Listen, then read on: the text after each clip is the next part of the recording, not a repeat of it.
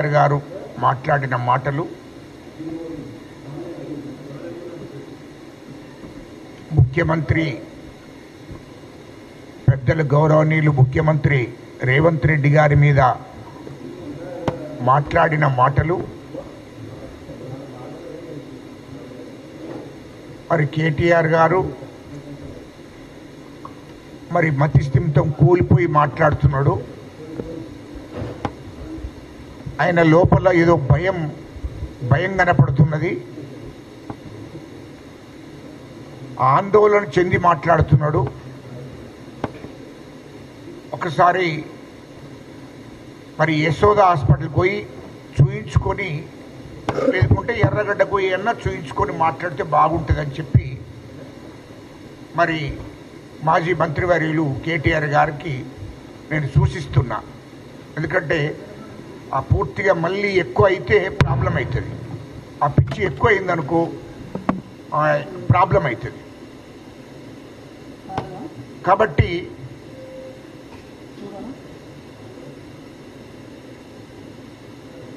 మా ముఖ్యమంత్రి గారు మొదటి నుండి మాట్లాడుతున్నాడు.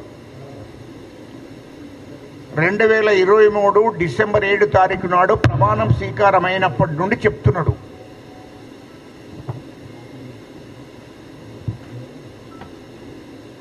అయితే కేటీఆర్కు అవన్నీ గుర్తున్నాయో లేవో తెలియదు, కానీ రైతుల గురించి మాట్లాడే ముందు ఒకసారి వెనక్కి వెళ్ళి 10 సంవత్సరాలు ఏం జరిగింది రైతుల మీద అనేది ఒకసారి గుర్తు చేసుకోవాలి. తర్వాత 10 ఏళ్లలో ఎంతమంది నిరుద్యోగులకు ఉద్యోగాలు కల్పించారో అది ఒకసారి గుర్తు చేసుకోవాలి. ఎంత దోపిడీ జరిగిందో కూడా అవన్నీ కూడా గుర్తు చేసుకోవాలి. అందుకోసమే మా ముఖ్యమంత్రి గారు రేవంత్ రెడ్డి గారు మాట్లాడిన మాటలను గుర్తు చేస్తున్నాం. ఇయలో దేశ ప్రధానమంత్రి మోడీ గారు కానీ ఇక్కడ కేసీఆర్ గారు కానీ చర్చకు సిద్ధమే, వాస్తవాలు మాట్లాడుకుందాము అని చెప్పడం జరిగింది. అంటే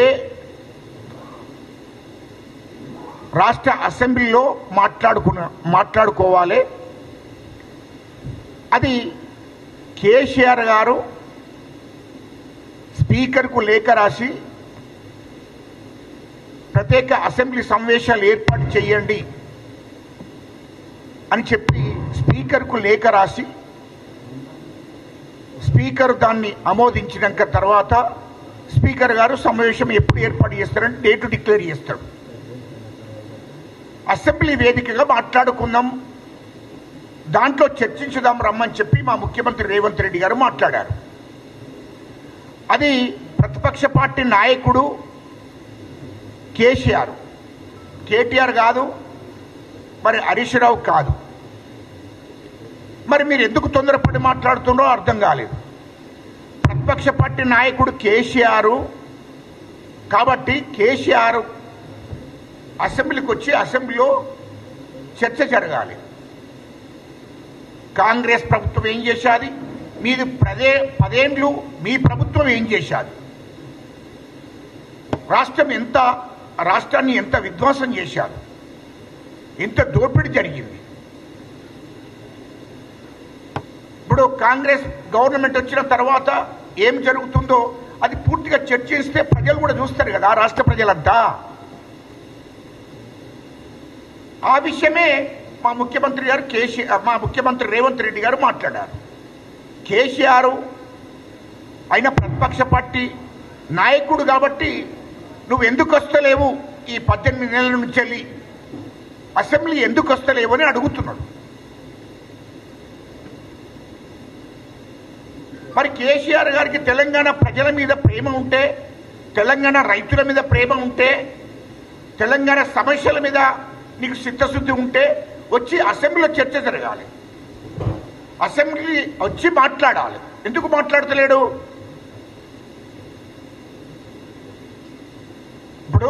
నీవు ముఖ్యమంత్రి కేసీఆర్ ఆనాడు ముఖ్యమంత్రిగా ఉన్నప్పుడు 10 సంవత్సరాలు ముఖ్యమంత్రిగా ఉన్నప్పుడు అన్ని పార్టీల వాళ్ళు వచ్చి మాట్లాడింది కదా. కాంగ్రెస్ పార్టీ వచ్చింది, ఇంకా ఇతర పార్టీ నాయకులు కూడా వచ్చి మాట్లాడింది కదా అసెంబ్లీలో.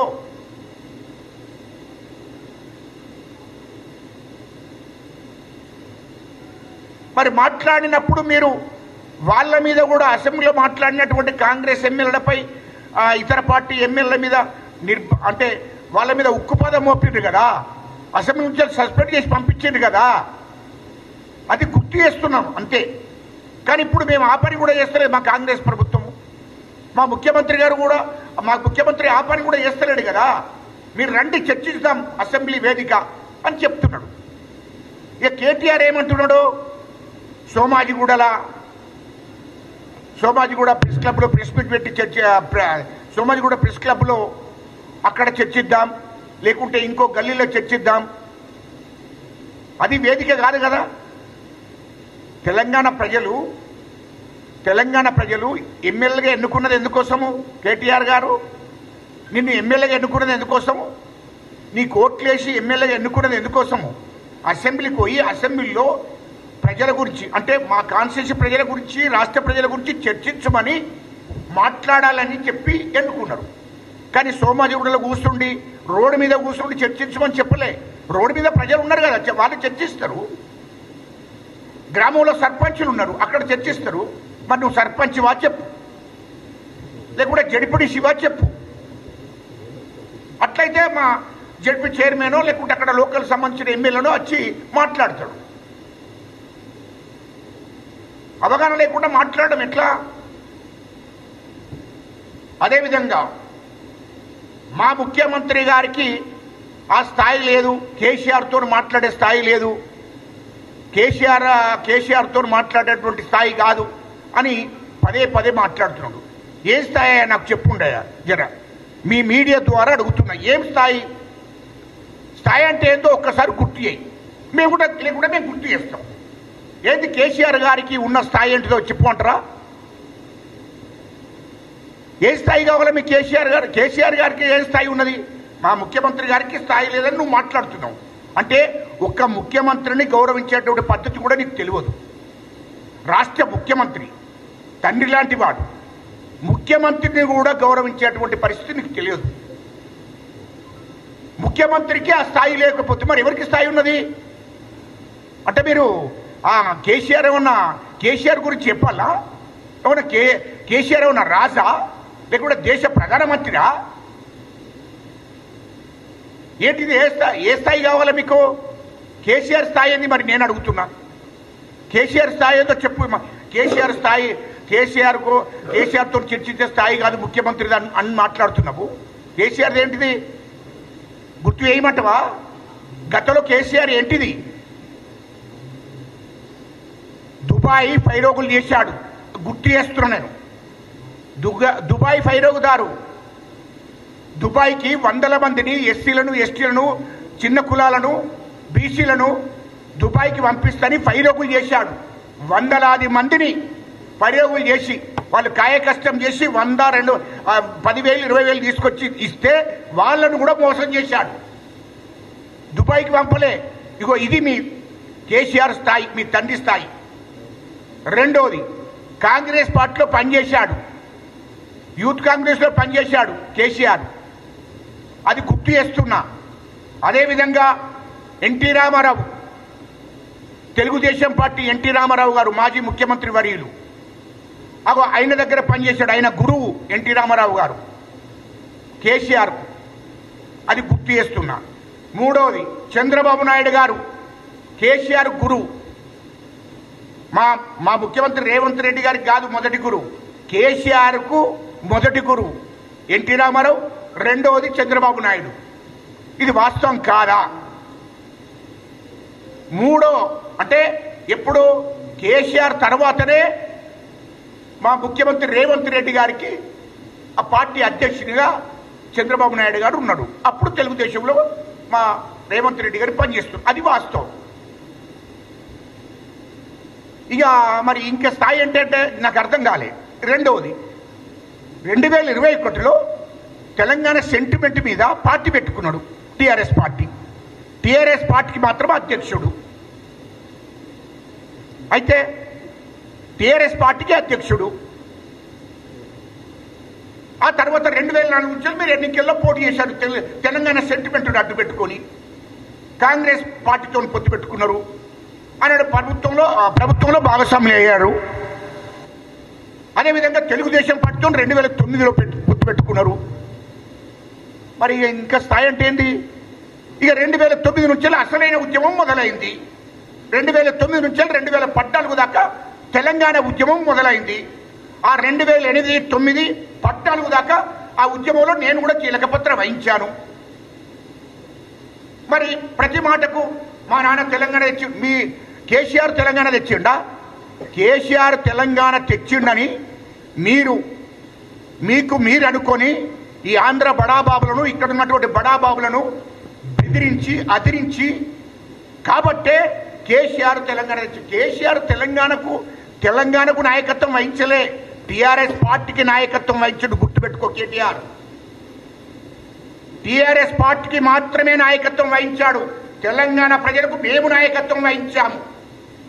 ఎస్సీలకు, ఎస్టీలకు, బీసీలకు, మైనార్టీలకు, ఈ అట్టడుగు వర్గాల ప్రజలకు మేము నాయకత్వం వహించామని చెప్తున్నా నీకు. నీవు నీ టీఆర్ఎస్ పార్టీకి మాత్రమే, అదొక పొలిటికల్ పార్టీ, ఆ పార్టీకి మాత్రమే నువ్వు అధ్యక్షునివి. మీ నాన్న అధ్యక్షుడు కేసీఆర్ తప్ప తెలంగాణ ప్రజలకు కాదు. మేము 2008 నుంచి 2014 దాకా తెలంగాణ ప్రజలకు నాయకత్వం వహించాము. మెజార్టీ ఉన్నటువంటి 99% ఉన్నటువంటి ప్రజలకు నాయకత్వం వహించాం. అది గుర్తుపెట్టుకోవాలని చెప్తున్నాం.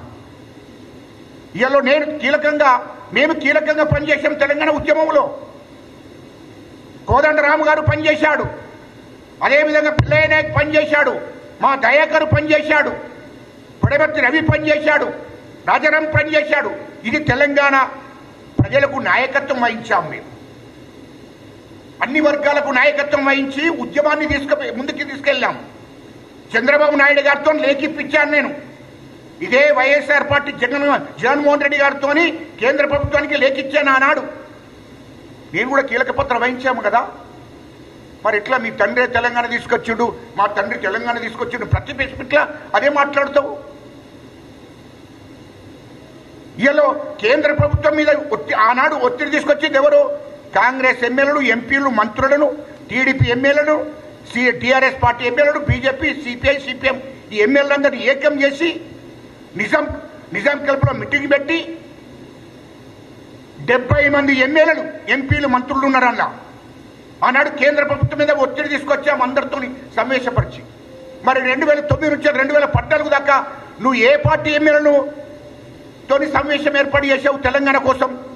నేను తెలంగాణ కోసం ఆల్ పార్టీ ఎమ్మెల్యేలు, ఎంపీలు, మంత్రులను కూర్చొని ఆనాడు కాంగ్రెస్ పార్టీ అధికారంలో ఉంది. మంత్రులు వచ్చారు, ఎమ్మెల్యేలు వచ్చారు, ఎంపీలు వచ్చారు,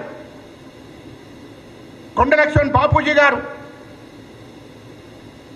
కేశవరావు గారు, అందరినీ కూడా పిలిచి కేంద్రం మీద ఒత్తిడి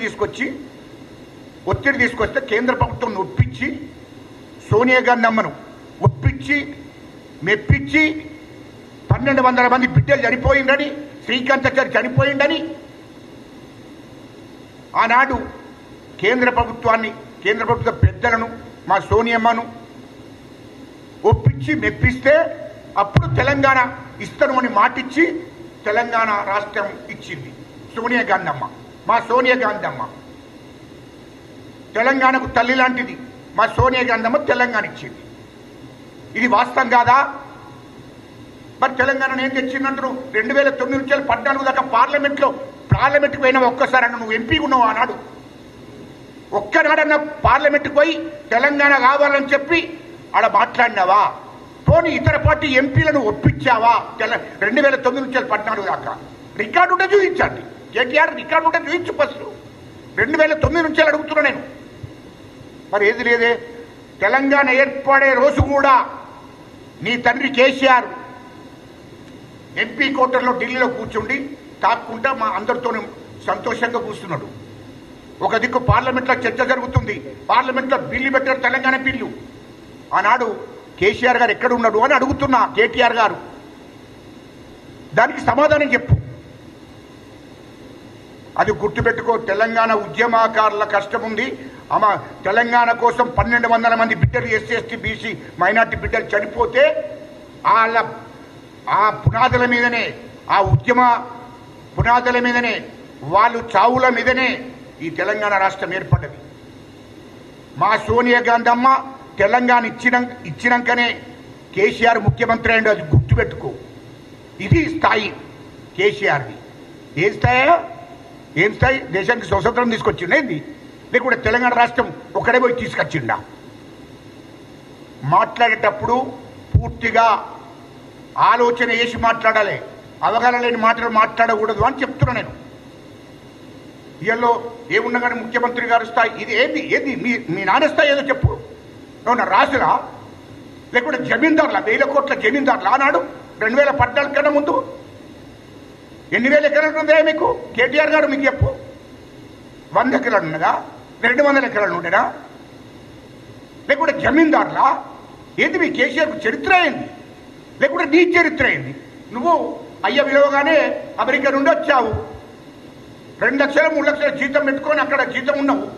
అక్కడ అమెరికాలో ఆ నుండి వచ్చావు. ఇక్కడ ఎమ్మెల్యే అయ్యావు, డైరెక్ట్ మంత్రి అయ్యావు. ఇంకేది? ఏంటిదా నీ చరిత్ర? అది ఇంతకన్నా పెద్ద చరిత్ర ఏందో చెప్పు. గుర్తుపెట్టుకొని మాట్లాడాలి. ఏంది చరిత్ర మీది? లేకుంటే మీ తాత ఏమన్నా జమీందారా? లేకుంటే కేసీఆర్ ఏమైనా జమీందారా? నువ్వేమన్నా జమీందారువా? మీ చరిత్ర ఏంది? మీకున్న స్థాయి ఏంటి? స్థాయి గురించి మాట్లాడే ముందు ఆలోచన చేసుకో. నీకు ఇంతకుముందు నేను గుర్తు చేశాను. దుబాయ్ ఫైరవుదారుడు మీ కేసీఆర్. ఇక గదే స్థాయి. ఇంకేం స్థాయా? ఇక మా ముఖ్యమంత్రి స్థాయి గురించి చెప్తా విను. కేటీఆర్ తండ్రి ఆసర పట్టుకొని, లేకుంటే ఇంట్లో ఏదో తెలంగాణ సెంటిమెంట్ ఉపయోగించుకొని మా రేవంత్ రెడ్డి గారు ముఖ్యమంత్రి కాలే. గుర్తుపెట్టుకో. జడిపిడిసిగా ఆ మండలిలో జడిపిడిసి అయి, ఎమ్మెల్సీ అయి, ఎమ్మెల్యే అయి, ఎంపీ అయి ముఖ్యమంత్రి అయ్యాడు. గ్రామాలలో కూడా ఊళ్ళే గట్క తిన్నాడు, గంజి తాగిండు, కష్టపడ్డాడు, ప్రజలతోని కలిసి ఉన్నాడు, అన్ని కులాలతోని కలిసి ఉన్నాడు. అలా సాధక బాధకాలు తెలిసినోడు, జడిపిడిసిగా చేసినోడు, ఆ మండల ప్రజలకు సేవ చేసినోడు, ఎమ్మెల్సీగా కాన్స్టిట్యూన్సీ ప్రజలకు సేవ చేసినోడు, ఎమ్మెల్యే కాన్స్టిట్యూన్సీ ప్రజలకు సేవ చేసినోడు, ఎంపీ అయ్యిండు. ఆ పార్లమెంట్ ప్రజల కష్టాలను తెలుసుకొని పార్లమెంట్లో మాట్లాడినోడు, రాష్ట్ర ప్రజల గురించి మాట్లాడినోడు.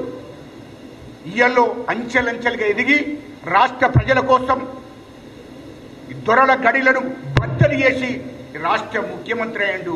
రాష్ట్ర ప్రజలు ఓట్లేస్తే, రాష్ట్ర 4 కోట్ల ప్రజలు ఓట్లేస్తే మా రేవంత్ రెడ్డి గారు ఈ రాష్ట్రానికి ముఖ్యమంత్రి అయ్యిండు.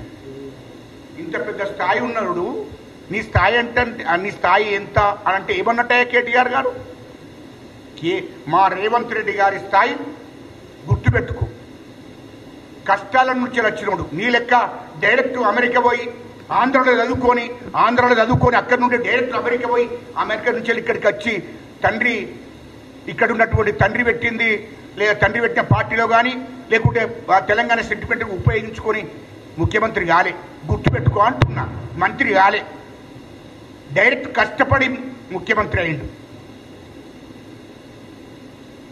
అది గుర్తుపెట్టుకొని మాట్లాడాలి. మర్యాదగా మాట్లాడు. మర్యాదగా ఇతర పార్టీ నాయకులను కానీ ముఖ్యమంత్రి గారిని కానీ మంత్రులను కానీ కాంగ్రెస్ పార్టీని కానీ మర్యాదగా మాట్లాడు. ఎందుకంటే కాంగ్రెస్ పార్టీకి ఒక చరిత్ర ఉంది. కాంగ్రెస్ పార్టీ దేశానికి స్వతంత్రం తీసుకొచ్చిన పార్టీ, తెలంగాణ రాష్ట్రం ఇచ్చిన పార్టీ. మా ముఖ్యమంత్రి గారు రాష్ట్ర ముఖ్యమంత్రి అయిన తర్వాత ఎస్సీ వర్గీకరణ చేశాడు. గుర్తు చేస్తున్నా. కులగణన చేశాడు. బీసీలకు 42% రిజర్వేషన్లు ఇవ్వాలని, 42% ఇవ్వాలని అసెంబ్లీ తీర్మానం చేసి కేంద్ర ప్రభుత్వానికి పంపాడు. ఆ 42% అమలు చేయవలసిందే. స్థానిక సంస్థలలో బీసీలకు 42% ఇవ్వవలసిందే. స్థానిక సంస్థలలో అదే పద్ధతిలో వాళ్లకు అన్ని స్థానిక సర్పంచ్ కానీ, ఎంపీటీసీ కానీ, జెడ్పీటీసీ కానీ, కార్పొరేషన్లలో కూడా 42% అమలు చేయవలసిందని చెప్పి కంకణం కట్టుకుని ఆ లక్ష్యంతో ఉన్నాడు మా ముఖ్యమంత్రి గారు. ఇంకా ఏందయ్యా చెప్పు. మా ముఖ్యమంత్రి గారు ఇయ్యలో మా కాంగ్రెస్ ప్రభుత్వం వచ్చి నుండి ఫ్రీ బస్ ఇచ్చింది. 200 యూనిట్లు కరెంటు ఉచితంగా ఇచ్చింది నిరుపేద ప్రజలకు. 500కు సిలిండర్ ఇస్తారని చెప్పాడు, ఇచ్చాడు. సన్న బియ్యం ఇస్తారని చెప్పాడు మా ముఖ్యమంత్రి గారు. రాష్ట్ర ప్రజలు ఎస్సీలు, ఎస్టీలు, బీసీలు, ఆదివాసులు అందరూ సన్న బియ్యం తినవలసిందే అని చెప్పి సన్న పట్లు కొని పట్టించి రాష్ట్ర ప్రజలకు, పేద ప్రజలకు సన్న బియ్యం తినబెడుతున్నాడు మా ముఖ్యమంత్రి గారు. ఇలా రైతు భరోసా ఇచ్చాడు. ఇలా రైతులకు ఒకటేసారి రుణం మాఫీ చేశాడు. ఇలా మీరు రుణమాఫీ రైతుల మీద బాగా ప్రేమ వలకబోస్తున్నాం కేటీఆర్ గారు. గుర్తు అన్నా, మీకు రైతులకు 10 ఏళ్లలో రుణమాఫీ చేస్తామని చెప్పి ఎప్పుడు చేసిరా మీరు? మొదటిసారి గెలిచి ముఖ్యమంత్రి అయినాక వేయలే. రెండోసారి 2019 నుంచి 2023 దాకా సంవత్సరానికి 25,000 ఒక రుణమాఫీ చేస్తాం, రైతులకు రుణమాఫీ చేస్తామని చెప్పి రుణమాఫీ ఏం చేశారు? 25,000 సంవత్సరానికి. 2019 నుంచి 25,000. నువ్వు ఇచ్చే 25,000 వాళ్ళ మిత్తి కిందనే తీసుకున్నారు బ్యాంకు వాళ్ళు రైతులది. ఇయ్యలో మీరు ఆ రుణమాఫీ చేయకుండా తెలంగాణ రైతులను మోసం చేసింది కాబట్టి కాంగ్రెస్ ప్రభుత్వం వచ్చినాక 2 లక్షల రూపాయలు ఒకటేసారి రుణమాఫీ జరిగింది. రైతులందరూ సంతోషంగా ఉన్నారు. మాట ఇచ్చిందంటే తప్పలే మా ముఖ్యమంత్రి రేవంత్ రెడ్డి గారు. మా హైకమాండ్ మాట ఇచ్చిందంటే వెనక్కి తీసుకోలేదు. అది గుర్తుపెట్టుకో. ఇందిరమ్మ ఇండ్లు మీరు ఇస్తారని 10 ఏళ్లలో మోసం చేసుకుంటూ వచ్చారు, డబుల్ బెడ్రూమ్లు ఇస్తారని. కానీ మా ముఖ్యమంత్రి గారు 18 నెలల్లో ఇచ్చిన హామీలను మొత్తం నెరవేర్చాలనే లక్ష్యంతో ఇందిరమ్మ ఇండ్లు కూడా ఇస్తారని చెప్పాడు. ఇప్పుడు ఇస్తున్నాం, అది గుర్తుపెట్టుకోవాలి. వీళ్ళ రైతు భరోసా లేట్ అయింది వాస్తవమే, కానీ మీరు రైతులను కూడా మోసం చేసి గుర్తు చేస్తున్నా. నేను వేరే విషయాలు మాట్లాడడం లేదు, ఇక్కడ ఉన్న వాస్తవాలు మాట్లాడుతున్నా. రైతులకు గిట్టుబాటు ధర 10 ఏళ్లలో గిట్టుబాటు ధర ఇచ్చిరా కేటీఆర్ గారు? 10 ఏళ్లలో గిట్టుబాటు ధర ఇచ్చారా రైతులకు? మీరు ఇవ్వలేదే. అలా పండించిన పంటకు గిట్టుబాటు ధర ఇవ్వలేదు కదా మీరు. అదేవిధంగా బస్తకు 5 కిలోలు, ఇయ్యల్లో బస్తకు 5 కిలోలు తీసుకున్నారు. మేమేం రైతు బంధు ఇచ్చాము అని చెప్తున్నావు కదా. రైతులను ఎంత మోసం చేసిందో తెలుసా మీరు? రైతులు పండించిన పంట ఎకరాన 40 బస్తాలు వండుతాయి, కానీ ప్రతి బస్తకు 5 కిలోలు తీశారు మీరు. బస్తకు 5 కిలోలు, అట్లా ఎకరంలో 40 బస్తాలు పండితే 2 బస్తాలు అంటే 2 కింటాలు మీరు తీసుకున్నారు. మీ ప్రభుత్వం 2 కింటాలు తీసుకున్నారు అంటున్నా. కాయ కష్టం చేసి పండించిన పంట రైతులు, ఆ పండించిన పంట మార్కెట్లకు తీసుకెళ్తే, అక్కడికి జోకడానికి తీసుకెళ్తే ప్రతి బస్తకు 5 కిలోలు తీశారు. ఎకరాన 40 బస్తాలు పండిస్తారు రైతులు. ప్రతి బస్తకు 5 కిలోలు తీస్తే 2 కింటాల వడ్లు, ప్రతి ఎకరాన 2 కింటాల వడ్లు మీరు దోపిడీ చేశారు మీ ప్రభుత్వం ఆనాడు. కేసీఆర్ ప్రభుత్వం ఆనాడు ఏమైనా రైతులకు న్యాయం చేశారు. అవిట్టే మీరు రైతు బంధు ఇచ్చారు. అందుకోసమే రైతులకు ఈతాకిచ్చి టాటాకు తీసుకున్నదా? అదే విషయం చెప్తున్నా మీకు. రైతులు ఎట్లా మోసం చేశారు? ఒక దిక్కు గిట్టుబాటు ధర ఇవ్వకుండా, ఒక దిక్కేమో రైతులు పండించిన పంట జోకడానికి తీసుకెళ్తే ప్రతి బస్తకు 5 కిలోలు నుంచి పక్కన పెట్టారు. అట్లా ఎకరాన 2 కింటాలు, 5 ఎకరాలు ఉన్నాయనుకో, 5 ఏళ్ళ 10 కింటాలు. ఆ వడ్ల పైసలే మీరు రైతు బంధు ఇచ్చారు. ఇవ్వడం కోసం ఇచ్చారు, రైతులకు రైతు బంధు అని చెప్తున్నారు. కానీ మా కాంగ్రెస్ ప్రభుత్వం అలా కాదు, అది గుర్తు చేస్తున్నా. మా కాంగ్రెస్ ప్రభుత్వం 5 కిలోలు తీసుకుంటలేము. రైతులందరికీ తెలిసే ఇది. రైతులకు గిట్టుబాటు ధర ఇస్తున్నాము, రైతులకు 5 కిలోలు తీసుకోవడం లేదు. ఈ 18 నెలల్లో ఇవాళ రాష్ట్ర బడ్జెట్లో రూపాయి లేదని తెలుసు అందరికీ. రైతులకు తెలుసు, తెలంగాణ ప్రజలకు కూడా తెలుసు. తెలంగాణ ప్రజలకు, రైతులకు తెలుసు. ఈ రాష్ట్రానికి 8 లక్షల కోట్ల అప్పు చేసి కేసీఆర్ వెళ్ళిపోయిండు. దాంట్లో 3 లక్షల కోట్లు కేసీఆర్ కుటుంబం దోసుకున్నదన్న విషయం కూడా తెలుసు. కాబట్టే ఈ 18 నెలల్లో 18 గంటలు పనిచేస్తున్న మా ముఖ్యమంత్రి గారు కష్టపడి నిధులు సమీకరించుకుంటూ తెలంగాణ ప్రజలకు రైతులకు హామీలు ఏదైతే ఇచ్చినామో హామీలు నెరవేర్చాలనే లక్ష్యంతో ముందుకు పోతూ హామీలను నెరవేర్చుకుంటూ రైతులకు రైతు బంధు ఇచ్చాము. కొద్దిగా వెనుక ముందైంది వాస్తవమే. ఆ రైతు భరోసా ఆ నిధులు లేవని తెలుసు. కేసీఆర్ కుటుంబం, కేసీఆర్ కేటీఆర్ ఈ రాష్ట్రాన్ని దూసుకున్నారనే విషయం కూడా తెలంగాణ ప్రజలకు రైతులకు తెలుసు.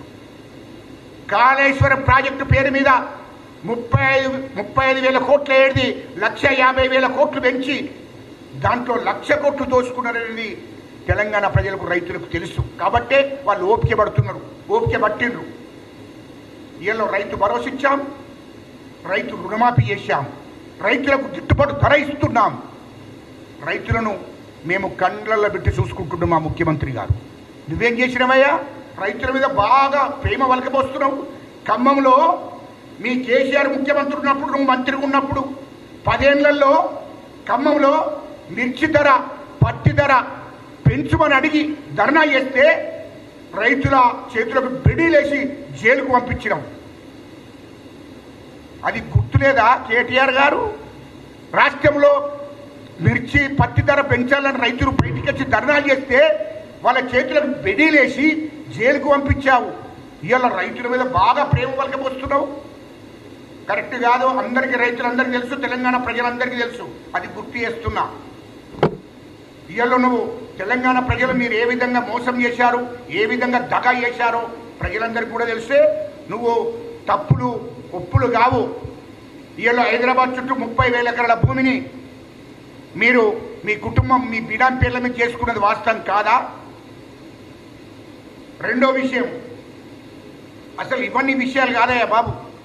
ఏదో కవిత, ఆ కవితక్క పాపం ఆమె బాధ పడుతుంది. ఏంటి ఏమో అన్నది, నేను ముఖ్యమంత్రి అయితే ఇంకో 10-20 ఏళ్ళలో నేనే ముఖ్యమంత్రిని అయితే అని చెప్తుంది. మొదట మీ పంచాయతీ ఎంపుకో కేటీఆర్ గారు, మీ పంచాయతీ ఎంపుకో ఫస్ట్. ఇదిలో మీ 3 లక్షల కోట్లు దోషిన డబ్బు అది పంచుకునే కాడ, పంపకాల కాడ పంచాయతీ వచ్చింది. ఆ 30,000 ఎకరాలు మీ బినాం పేర్ల మీద చేసుకుని నువ్వు ఎక్కువ చేసుకున్నావు. తండ్రి పేరు మీద, కొడుకు పేరు అంతా మీ నీ కొడుకు పేరు మీద, కేటీఆర్ కొడుకు పేరు మీద కూడా వేశారు. అదంతా ఆ పంచాయతీ వచ్చింది. ఇప్పుడు కవితక్క ఆమె ఏమంటుంది, ఇప్పుడు ఆ పంపకాల పంచాయతీ అది నువ్వు పంచాయతీ ఎంపుకోవా మొదలు. ఓ దిక్కేమో కవిత గారు వచ్చి నేను ముఖ్యమంత్రిని అయితే అంటుంది, ఓ దిక్కేమో నువ్వు మాట్లాడుతున్నావు, ఓ దిక్కేమో మీ బావ హరీష్ రావు మాట్లాడుతున్నాడు. ఇప్పుడు మీ దాంట్లో ఎవరైనా నాయకులు చెప్పుకురా మరి. కేసీఆర్ అయితే ప్రతిపక్ష పార్టీ నాయకుడు అని అనుకుంటున్నారు. అసలు ప్రతిపక్ష పార్టీ నాయకుడు కేసీఆరా లేకుంటే కేటీఆరా, హరీష్ రావా, కవితరా తేల్చుకొని మీరు ఫస్ట్ మీ కుటుంబంలో. పార్టీ కవితది అంటుంది, కవిత తేల్చుకో ఫస్ట్. కవిత మాట్లాడుతుంది ఇంకా 10 ఏళ్ల వరకైనా 20 ఏళ్ల వరకైనా ముఖ్యమంత్రి అయితే అంటుంది. మరి నువ్వేమైతావు నువ్వు తేల్చుకో ఫస్ట్. మీ ముగ్గురు పంచాయతీ ఇంట్లో కూర్చుంటే తేల్చుకున్న తర్వాత బయట మాట్లాడండి. అసలు నీ కవితనే ఒప్పుకోవట్లేదు నీ నాయకత్వాన్ని కేటీఆర్.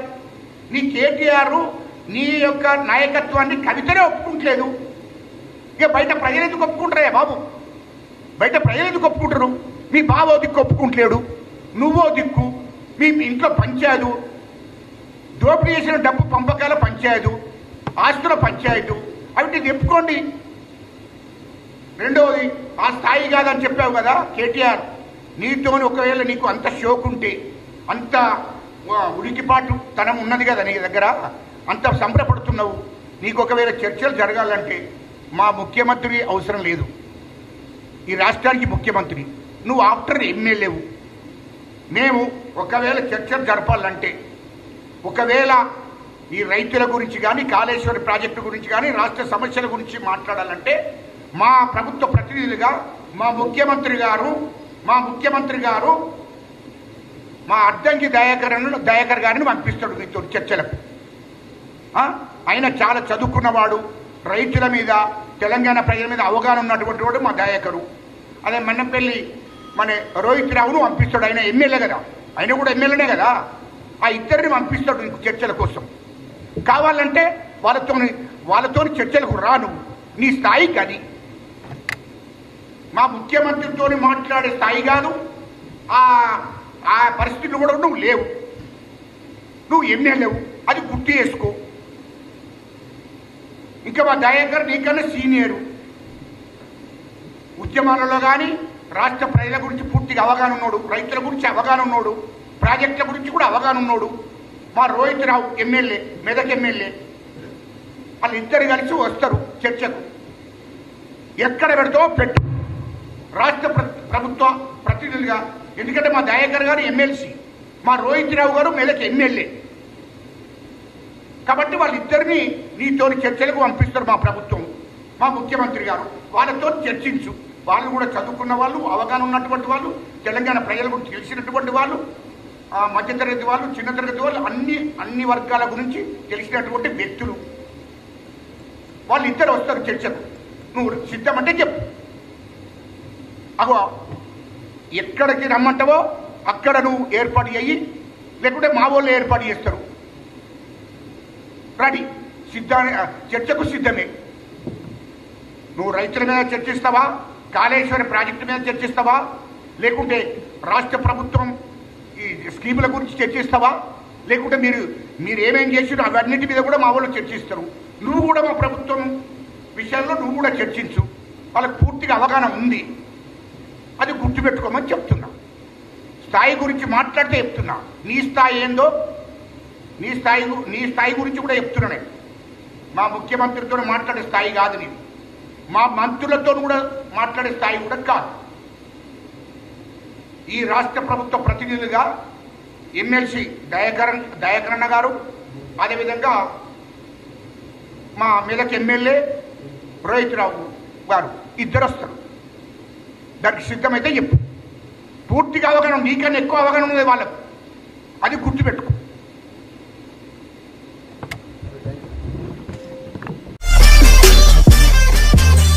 ఈ వీడియో కానీ మీకు నచ్చినట్టయితే లైక్ చేయండి, అలాగే సబ్స్క్రైబ్ చేయండి. పక్కనే ఉన్న బెల్ బటన్ని నొక్కడం మర్చిపోకండి.